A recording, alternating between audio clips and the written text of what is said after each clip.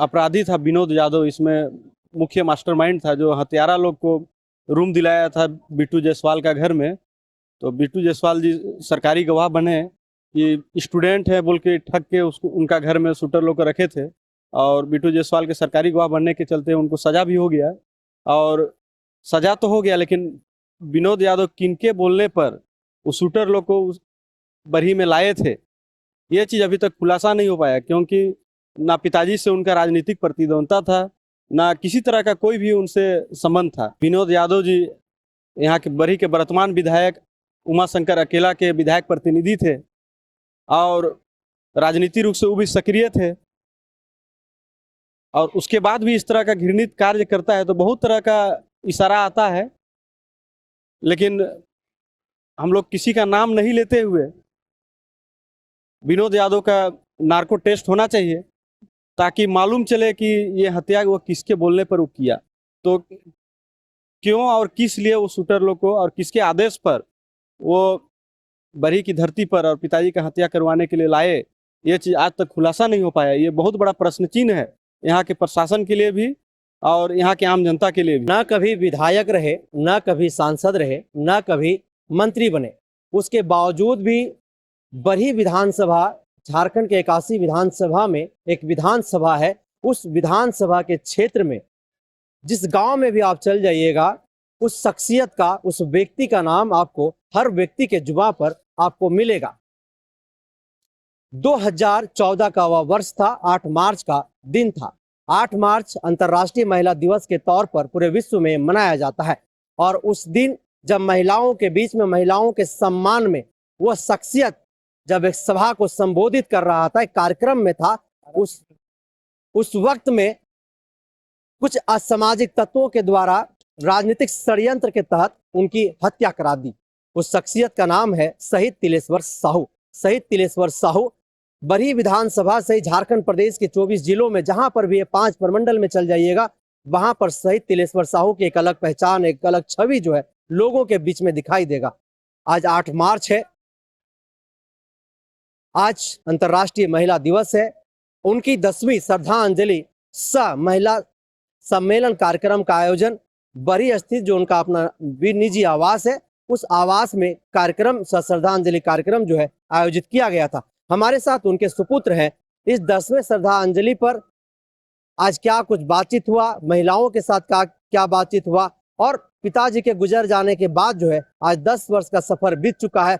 सक्रिय तौर पर अरुण साहू बरही विधानसभा में राजनीति कर रहे हैं। पापा के नक्शे कदमों पर, अपने पिताजी के नक्शे कदमों पर कहीं ना कहीं बरही विधानसभा के गांव घर में जाते हैं, ग्रामीणों से आप मिलते हैं, बातचीत करते हैं, और ठीक उसी तरीके से सेवा और मदद करने की हर पल हर क्षण कोशिश करते हैं, जैसे पिताजी इनके लोगों के बीच में जाकर के किया करते थे। अरुण जी, आज 10वीं श्रद्धांजलि पिताजी का आप मना रहे हैं, महिला सम्मेलन का कार्यक्रम भी आप लोगों ने किया है, क्या कहेंगे इस 10वीं श्रद्धांजलि? देखिए, आज हम लोगों के बीच में हमारे पिताजी और बरही के गरीबों के मसीहा और यहाँ के महिलाओं के जितने भी यहाँ महिला है, उनके भाई आज इस दुनिया में नहीं है, लेकिन भी बरही की तमाम महिलाएं और यहाँ की जनता उनको अभी तक भूली नहीं है। आप देखिए, हजारों हजार की संख्या में उनके पुण्यतिथि में श्रद्धांजलि देने के लिए महिलाओं के साथ साथ पुरुष लोग यहाँ पर भाग लिए, और मुझे अपना आशीर्वाद देते हुए बोले कि बेटा, हम लोग आपके पीछे हैं, आपको डरने और घबराने का जरूरत नहीं है, आप आगे बढ़ो, आपके साथ हम हैं। महिलाओं ने यही चीज़ हमको आशीर्वाद दिया। कई अपराधी आज भी पुलिस के गिरफ्त से बाहर है। आज भी कई ऐसे अपराधी जो हत्या में संलिप्त थे, आज भी वो गिरफ्तार नहीं हुए हैं। इसको किस तरीके से देखते हैं?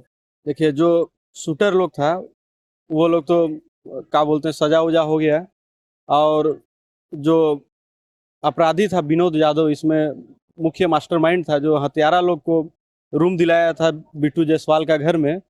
तो बिट्टू जायसवाल जी सरकारी गवाह बने कि स्टूडेंट है बोल के ठग के उसको उनका घर में शूटर लोग को रखे थे, और बिट्टू जायसवाल के सरकारी गवाह बनने के चलते उनको सजा भी हो गया। और सजा तो हो गया, लेकिन विनोद यादव किनके बोलने पर उस शूटर लोग को उस बरही में लाए थे, ये चीज़ अभी तक खुलासा नहीं हो पाया, क्योंकि ना पिताजी से उनका राजनीतिक प्रतिद्वंद्विता था, ना किसी तरह का कोई भी उनसे संबंध था। तो क्यों और किस लिए वो शूटर लोग को और किसके आदेश पर वो बरी की धरती पर और पिताजी का हत्या करवाने के लिए लाए, ये चीज़ आज तक खुलासा नहीं हो पाया। ये बहुत बड़ा प्रश्न चिन्ह है यहाँ के प्रशासन के लिए भी और यहाँ के आम जनता के लिए भी। जिस राजनीतिक षड्यंत्र के तहत आपके पिताजी यानी कि शहीद तिलेश्वर साहू की हत्या करा दी गई है, उस राजनीतिक षड्यंत्र पर आपकी क्या प्रतिक्रिया होगी? देखिए, जाहिर तौर पे यहाँ पर बात खुल के आ रही है कि विनोद यादव जी यहाँ के बरी के वर्तमान विधायक उमाशंकर अकेला के विधायक प्रतिनिधि थे और राजनीतिक रूप से वो भी सक्रिय थे, और उसके बाद भी इस तरह का घृणित कार्य करता है तो बहुत तरह का इशारा आता है। लेकिन हम लोग किसी का नाम नहीं लेते हुए विनोद यादव का नार्को टेस्ट होना चाहिए ताकि मालूम चले कि ये हत्या वो किसके बोलने पर वो किया। तो अभी वर्तमान में महागठबंधन की सरकार है, चंपाई सोरेन मुख्यमंत्री हैं। क्या मांग करेंगे इस 10वीं श्रद्धांजलि सुमन जब अपने पिताजी के प्रतिमा पर अर्पित कर रहे हैं, उस वक्त उस क्षण में राज्य के मुखिया से क्या मांग करेंगे? आप लोग क्या चाहेंगे? देखिए, जब हेमंत सोरेन जी मुख्यमंत्री थे झारखंड के, तो वो पूर्व में जब थे तो पिताजी का हत्या का सीबीआई जांच के लिए वो सीबीआई को लिख चुके थे, लेकिन किन्हीं कारण के चलते वहाँ से सीबीआई जांच करने से इनकार कर दी थी, रिजेक्ट कर दी थी। और अभी वर्तमान में पुनः जेएमएम की सरकार है और चंपाई सोरेन की सरकार है। तो मैं चंपाई सोरेन जी से बोलना चाहता हूँ इस आपके मीडिया और आपके क्या बोलते हैं माध्यम से, कि जिस तरह हेमंत सोरेन जी सीबीआई जांच के लिए मांग अपना रिकमेंड किए थे सीबीआई को, उसी तरह आप भी ये जांच के लिए रिकमेंड कीजिए सीबीआई को। सीबीआई को जिस तरह की लोकप्रियता जब शहीद तिलेश्वर साहू जी यहाँ पर राजनीति करते थे, गांव घर में जाते थे, गांव घर में खास करके युवाओं की बात हो, महिलाओं की बात हो या फिर बुजुर्गों की बात हो, जिस तरह से लोकप्रियता उनकी उस वक्त में थी, क्या आज भी ये 10 वर्ष के बाद भी उनकी यह लोकप्रियता गांव घर में, क्योंकि आप लोग गांव घर जाते हैं, यहाँ पर सक्रिय राजनीति आप करते हैं, तो गांव घर में क्या वह लोकप्रियता दिखाई देता है? गांव घर में लोग क्या कुछ कहते हैं? देखिए, हम लोग जब भी जाते हैं तो परिचय देने का जरूरत नहीं पड़ता है, हमको देखते साथ वो जान जाते हैं कि ये तिलेश्वर साहू जी के पुत्र हैं, और उनके जो भी दुख सुख रहता है उसमें हम शामिल होने का काम करते हैं। जितने भी बड़ी विधानसभा के गरीब गुरबे लोग हैं जो रांची इलाज के लिए जाते हैं, तो मैं वहाँ पर अपना टीम रखा हूँ, जिससे उनको इलाज में, जैसे रिम्स में जाते हैं, ब्लड का कमी हो गया या संपर्क नहीं रहने के चलते सही ढंग से इलाज नहीं हो पा रहा है, तो उन लोगों को मैं वहाँ मदद करता हूँ। मदद करते हैं हाँ, आप? और उसी के क्रम में अभी मैं यहाँ पर पुण्यतिथि मना रहे हैं, तो उसी के क्रम में हम लोग ब्लड डोनेशन कैंप भी अभी रखे हुए हैं, और बरी के तमाम जनता से हम लोग इस आग्रह भी किए कि आप लोग ब्लड दीजिए, और जो भी बरी की गरीब गुरबा जनता जो रांची जाती है और ब्लड के चलते उनका मृत्यु हो जाता है, तो ऐसे लोगों को हम लोग वहाँ ब्लड व्यवस्था देने का काम करेंगे, जीवन दान देने का काम करेंगे। और इसी के उपरांत में मैं सबसे पहले अपना ब्लड डोनेशन दिया, उसके बाद इस सभा में मैं शामिल हुआ। सभा में आप शामिल, जब आप सभा को संबोधित कर रहे थे अरुण जी, तब आपने कई तरह की माफियाओं के ऊपर जो है सो आपने हमला भी बोला, चाहे वो दारू की बात हो, कोयला की बात हो। देखिए, आप मीडिया से हैं तो आपको मालूम होगा कि पूर्व के दिनों में चौपारण के चौरदहा में 100 एकड़ में अफीम का और क्या बोलते गांजा का खेती किया गया था। तो 1-2 एकड़ समझ में आता है, 100 एकड़ में अगर खेती हो तो यहाँ के प्रशासन हो या यहाँ के नेताओं के बिना मिले इतना बड़ा चीज़ नहीं हो सकता है, और कहीं ना कहीं नेताओं की संलिप्तता है इसमें। और हम लोग प्रशासन से भी और यहाँ नार्को टेस्ट जो है उन लोग से भी हम मांग करते हैं कि इसको अच्छा से जांच कीजिए, कोई बड़ा चेहरा उभर के आएगा इसमें। बड़ा चेहरा उभर करके आएगा इसमें। हमारे साथ कुछ और लोग हैं, उनसे भी समझने की कोशिश करेंगे। शहीद तिलेश्वर साहू की अगर हम बात करें तो उनका व्यक्तित्व किस तरीके का रहा है, जितना दिन में यहाँ पर उन्होंने राजनीति किया है? यहाँ जब वो आए तो लोग को लगा कि एक हम लोग के साथ देने वाले आए हैं, और एक हुजूम उनके साथ जुड़ा। आज जुड़ने के बाद वो भी जो थे उन लोग के साथ दुख दर्द में अपना सहभागिता पूर्ण रूप से किए।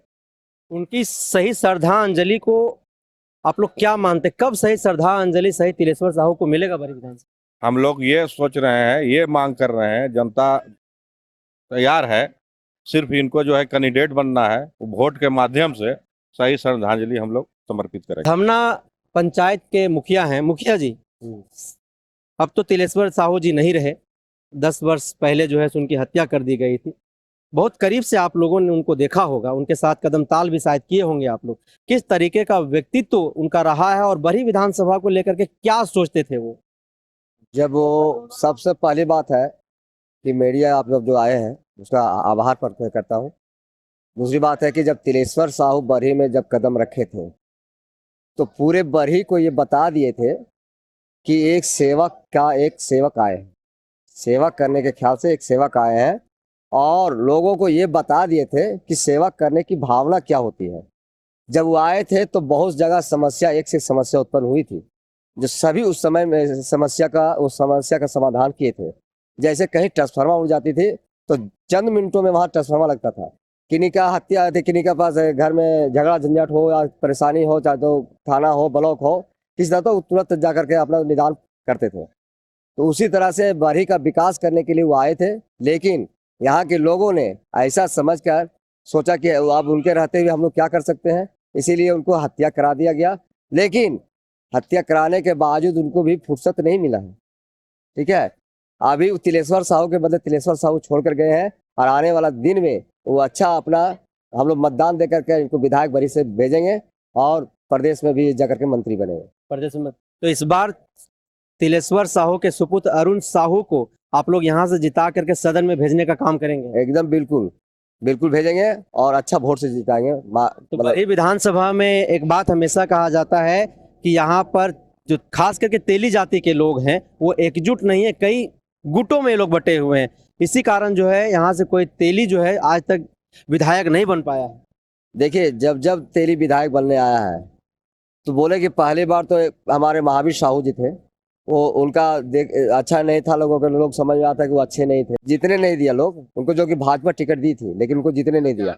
लेकिन फिर तिलेश्वर साहू आए तो उनकी हत्या करा दिए थे। लेकिन इसी चलते अब इस बार हम लोग चाह रहे हैं कि हर हालत में सभी समुदाय मिल करके हम लोग अरुण साहब को यहाँ से विधायक बनाएंगे। बरही की जनता को आप लोग सुन रहे थे, साथ ही टीएसएस प्रमुख अरुण साहू को भी आप लोगों ने सुना, जो स्वर्गीय तिलेश्वर साहू के बेटा हैं और इस वक्त बरही विधानसभा में सक्रिय तौर पर राजनीति कर रहे हैं, गांव घर जा रहे हैं, अपनी बातों को लोगों से बता रहे हैं। और पिताजी जिस तरीके से बरही विधानसभा में गरीबों के लिए काम करते थे, शोषितों दलितों के लिए जिस तरह से काम करते थे, चाहे वो रात का 12 बजे, चाहे वो कड़ी धूप हो या फिर रात में बारिश हो रही हो, वैसे वक्त में भी तिलेश्वर साहू गरीबों के मसीहा के तौर पर खड़े रहते थे और हर संभव उनका मदद करते थे। चाहे बिजली की बात हो, चाहे स्वास्थ्य की बात हो, चाहे शिक्षा की बात हो, हर संभव तिलेश्वर साहू एक ऐसे व्यक्ति बरही विधानसभा में चल करके आए थे जो गरीबों के हर संभव मदद करने के लिए हर संभव जो है खड़े रहते थे। हमारे साथ कुछ और भी लोग हैं, इन लोगों से भी समझते हैं। आज जो श्रद्धांजलि कार्यक्रम रखा गया था 10वां, उसमें यहाँ पर शामिल होने के लिए आए हुए थे। इस 10वीं श्रद्धांजलि कार्यक्रम में क्या आप लोगों ने संकल्प लिया यहाँ से? संकल्प तो हम लोग 2011 में ही लिए थे, जब हमारे तिलेश्वर साहू भैया यहाँ पर आए थे चुनाव लड़ने के लिए। बरही विधानसभा के आज़ादी का संकल्प लिए थे। यहाँ जो डर और भय का माहौल है, जो लड़ाई और झगड़ा करा करके अपने आपस में डरा और धमका करके यहाँ जो चुनाव जीतते हैं, उन भय मुक्त करने के लिए हम लोग 2011 में ही संकल्प लिए थे और बाखूबी उस संकल्प लेकर के आगे बढ़ ही रहे थे। लेकिन उन लोगों को संघर्ष और विकास में उन लोग जब नहीं टिका हम लोग के पास, तो उन लोग को साजिश करना पड़ा हत्या के लिए। ये बरही विधानसभा में तिलेश्वर साहू का हत्या नहीं हुआ, यहाँ का विकास का हत्या हुआ। यहाँ का विकास का हत्या हुआ, तो ये हत्या का बदला यहाँ की जनता, यहाँ की मतदाता कैसे लेंगे और कब शहीद तिलेश्वर साहू को श्रद्धांजलि सुमन अर्पित करेंगे? बस वो घड़ी नज़दीक है। ये 2014 में ही हो गया रहता, लेकिन हम लोग साथ बहुत कुछ समस्या आ गया। पार्टी टिकट नहीं दी और हम लोग को कैंडिडेट का हत्या हो गया था, जिसके चलते हम लोग संभल नहीं पाए। हम लोग आपस में ही एक दूसरे समन्वय नहीं बना पाए और 2014 का विधानसभा हार गए। बहुत कम अंतर से हारे हैं, बहुत ज़्यादा से नहीं हारे हम लोग, 10-12 वोट से हारे हैं। और इसका जवाब हम लोग 2024 में देंगे। 2024 में ये जवाब जनता देगी। ये हम बरही विधानसभा में तिलेश्वर साहू का बेटा अरुण साहू जो लड़ रहे हैं चुनाव, उनकी जीत नहीं, यहाँ का जनता की जीत है। क्योंकि ये बुराई पे सच्चाई की जीत है। अगर वो उनका परिवार अरुण साहू नहीं जीतता है तो फिर से एक बार बुराई जीत जाएगा और सच्चाई हार जाएगा। तो जिन षड्यंत्रकारियों ने षड्यंत्र के तहत तिलेश्वर साहू की हत्या कराई, उन षड्यंत्रकारियों के खिलाफ क्या ऐलान होगा आप लोगों का? बिगुल फूंक दिए हैं, तुम जिस मंशा से हत्या किया है हम भी उसी मंशा में काम होंगे और हम उसी भाषा में जवाब देंगे। तुम राजनीति के चलते हत्या किया, तुम सत्ता और सिंहासन के लिए हत्या किया, हम उसी सत्ता और सिंहासन को छीनेंगे 2024 में।